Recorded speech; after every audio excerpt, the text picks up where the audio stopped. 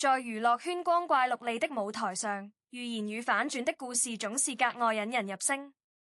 然而，當龍丹妮10年前預言肖戰撐不過3個月，如今他蟬聯3年收視冠軍，他改口了這個標題映入眼簾時，我們看到的不僅是一個明星的打臉逆襲史，更是一部關於內娛生態、行業偏見與個體成長的微觀簡史。龍丹妮，這位被譽為算受教母的行業大佬，其話語的分量在10年前足以讓一個初出茅廬的新人噤若寒蟬。他憑借超級女聲、快樂男聲等節目奠定了自己的江湖地位，對於偶像的界定有着一套賴以成功的經驗法則：年輕、聽話、可塑性強。在他親手打造的造星流水線上，年齡偏大、有着穩定世界觀甚至略帶叛逆的肖戰，無疑是一顆不合規格的螺絲釘。當年的那句預言，既是基於商業考量的冷酷判斷，也是一個成熟系統對異類本能的排斥。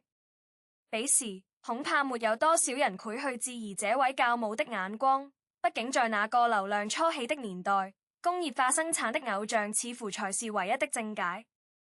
龍丹妮見過太多曇花一現的年輕人，也親手捧紅過太多衝數人到巨星的案例。他太清楚這個行業的殘酷法則了。顏值配備遺忘，熱度配冷卻，沒有持續輸出能力的藝人終究會被下一波浪潮吞沒。而肖戰出現在他面前時，已經24歲，這個年齡在偶像行業裡堪稱高齡，更不用說他船帶着一身的社會氣。他做過設計師，接過商業項目，和甲方討價船界過，他知道外面的世界如何運轉。他不像那些14、15歲就被關進練習室的孩子那樣對經紀公司懷有盲目的敬畏。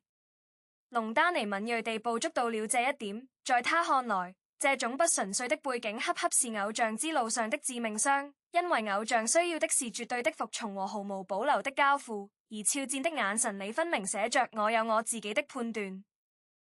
於是那句撐不過3個月，與其說是一個預言，不如說是一個判決，一個來自行業權威對不合規產品的淘汰宣告。這句話在當時被記錄下來，並沒有引起太大的波瀾，因為未人會覺得龍丹妮錯了。他的履歷就是最好的背書，他否定過的年輕人大多也確實悄無聲息地消失了。肖戰不過是有一個名字罷了。時光倒回至2015年，那是肖戰踏入娛樂圈的起點，也是他與龍丹妮理念衝突的開始。24歲的年紀，對於大學期間就創辦設計工作室、憑本事吃飯的重姜男孩來說，已經形成了獨立的人格和堅強的意志。他不像一張白紙那樣可以被隨意塗抹，他帶着對世界清晰的認知而來。在《燃燒吧少年》的舞台上，龍丹妮曾一拳見血地指出他眼神裡缺乏光芒，這在當時被解讀為專業上的否定。更深層的矛盾在於，龍丹妮所代表的傳統經紀模式，要求藝人絕對服從，甚至包括上交個人社交賬號這種將人完全物化為產品的管理方式。當肖戰出於本能的抗拒發生時，衝突便不可避免。這種不服管教的姿態，在龍丹妮的評判體系裡，直接將他打入了冷宮。預言其紅不過3個月，背後是將其邊緣化、放棄資源傾斜的決策。當時的訓練環境極其艱苦，10幾個大男孩擠在狹小的宿舍裡，每天高強度的唱跳訓練讓人精疲力竭。而肖戰作為團隊中年齡最大的成員，全要承受來自公司和外界更多的質疑。他的舞蹈基礎薄弱，他就比別人多練幾個小時，適合積水了貼上膏藥繼續跳。聲樂不達標，他就一片片錄到深夜，直到桑梓沙啊。但龍丹妮並不買賬，他看重的不是這種笨拙的努力，而是天生的舞台感和可被快速消費的青春氣息。在多次內部考核中，肖戰的排名都靠後，他甚至一度被安排到替補位置，連上台的機會都岌岌可危。那段日子裡，肖戰未有抱怨，也沒有去找龍丹妮求情或爭辯，他只是默默做着自己認為對的事情。這種沉默的倔強，在龍丹妮看來恰恰是最不可取的。一個不懂得向上管理、不懂得討好決策者的藝人，在複雜的娛樂圈裡注定走不遠。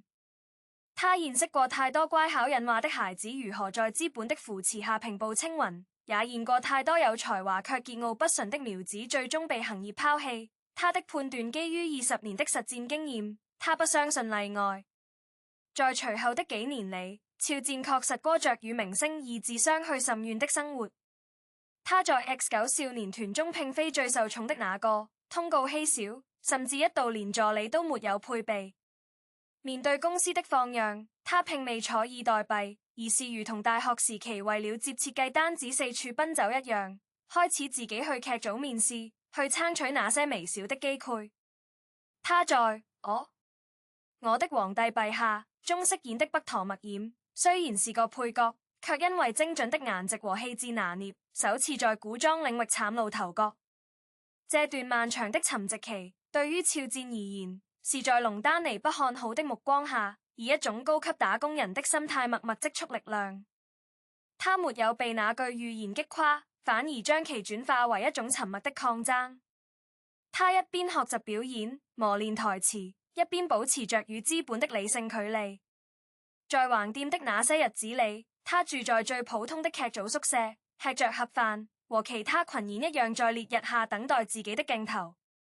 有知情人士回憶，那時候的肖戰從不提及自己是 X9 少年團的成員，也不刻意強調自己有過舞台經驗。他只是把自己當作一個最普通的新人演員，虛心向前輩請教，認真研讀劇本。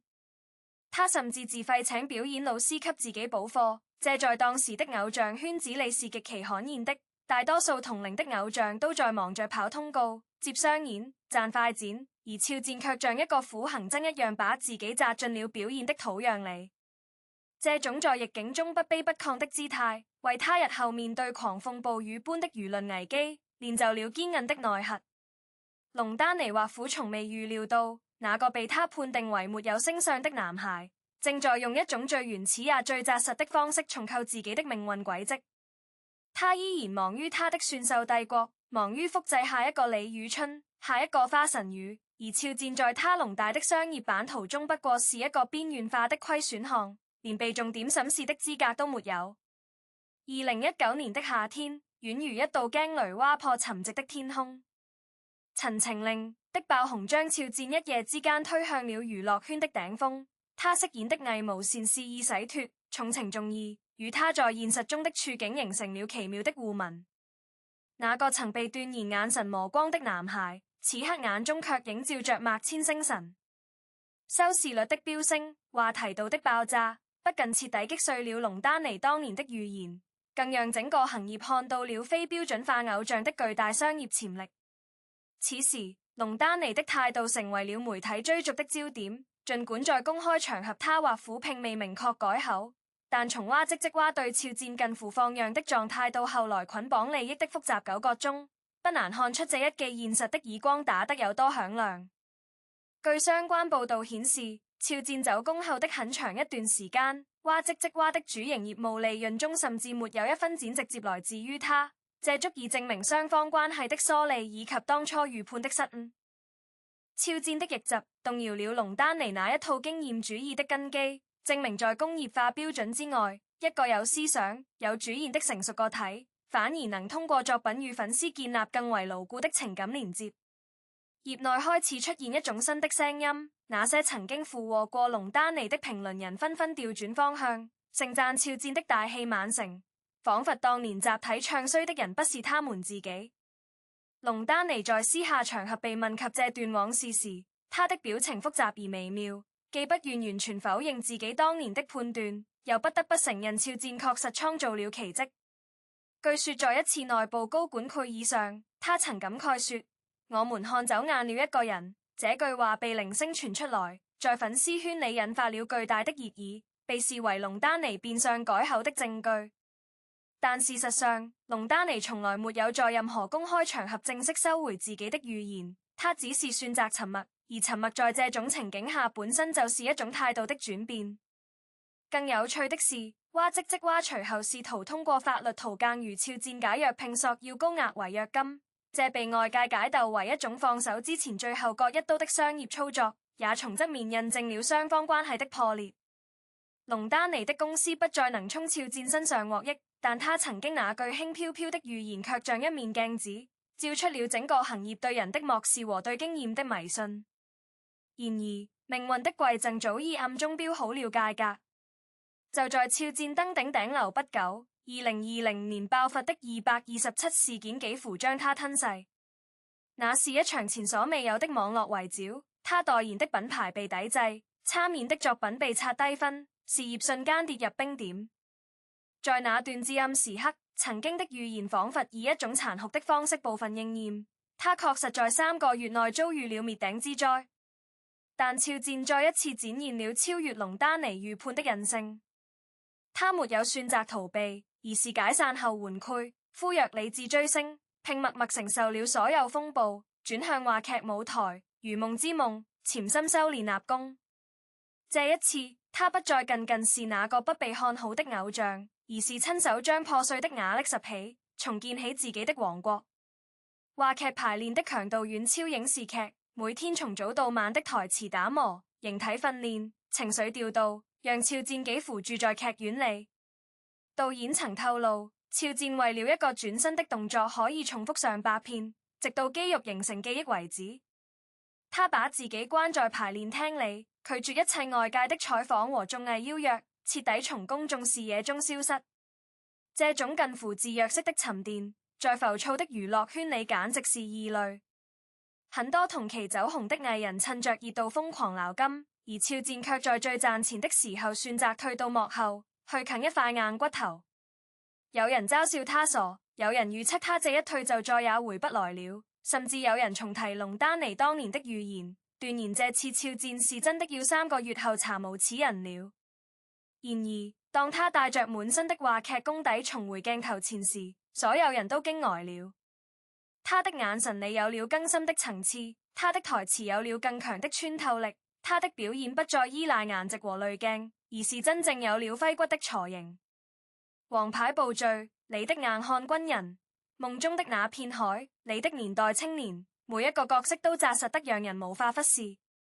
數據顯示，他的劇集連續多年在各大衛視平台拿下收視冠軍，商業界直不降反升。龍丹尼當年的3個月論自此徹底破產，取而代之的是肖戰蟬聯3年收視冠軍的不爭事實。這3年裡，他沒有依靠任何綜藝炒熱度，沒有依靠任何緋聞博眼球，準靠作品說話。這在流量時代幾乎是一種不可複製的路徑。如今，當龍丹尼被問及對肖戰的看法時，無論其是否真的改口，這種態度的軟化本身就是對現實的一種妥協。他所創立的蛙積積蛙，在失去了肖戰這棵搖錢樹，且面臨選秀被叫停的大環境後，不得不艱難地尋求從偶像經紀向內容製作的轉型之路。肖戰的逆襲本質上是一場個體意志對抗工業化流水線的勝利。他用10年時間向行業證明，一個擁有獨立人格、清醒頭腦和過硬專業能力的藝人，遠比一個流水線上生產出來的聽話偶像更具生命力。這場漫長的博弈，無關乎誰對誰錯，只關乎時代的選擇。內娛的蠻荒時代正在落幕，一個更加尊重個體、強調專業與人格魅力的新階段已經開啟。龍丹尼的改口，與其說是對肖戰個人的認可，不如說是對整個行業新規則的被迫接納。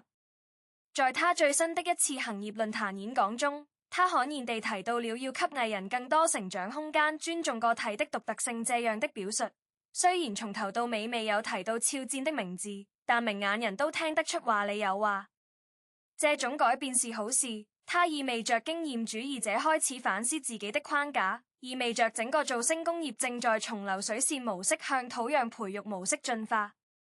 肖戰的成功不是孤立事件，在他之後，越來越多的非標準藝人開始獲得機會，年齡不再是門檻，科班出身不再是硬性要求，觀眾更看重的是作品本身的質量和藝人的真實人格。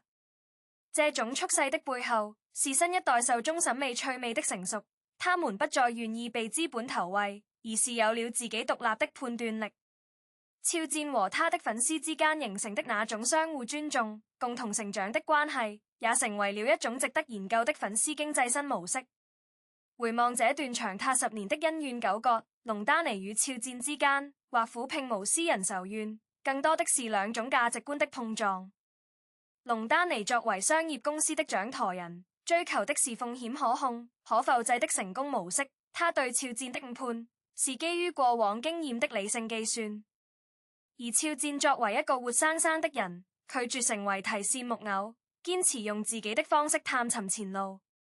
這場博弈最終以肖戰的大獲全勝告終，但這並非個人的勝利，而是理性與專業精神的勝利。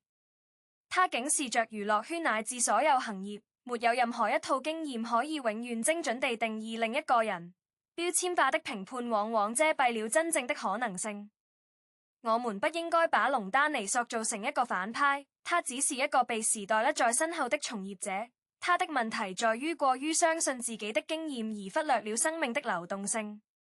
同樣，我們也不應該把肖戰捧上神壇。他的成功固然勵志，但其中包含了太多的偶然和運氣。如果每一個不被看好的年輕人都效仿他的路徑，那將是另一種形式的盲目。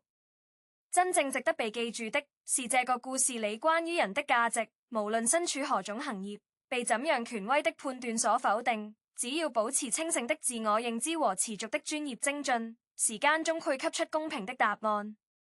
同時，這個故事也提醒我們所有旁觀者，不要輕易對他人的命運下結論，因為你永遠不知道一個看似黯淡的生命裡，蘊藏着怎樣的光芒。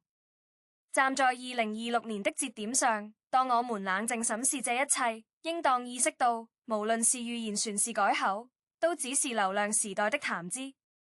對於公眾而言，與其沉溺於打臉逆襲的爽感，不如從中看到一種更為健康、理智的追星如行業觀察視角。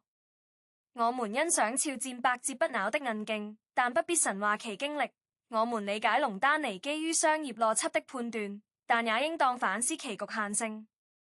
內娛生態的良性發展，需要的不是一兩個肖戰式的孤膽英雄，而是整個行業對藝人權益的尊重，對專業能力的敬畏，以及對多元化成長的包容。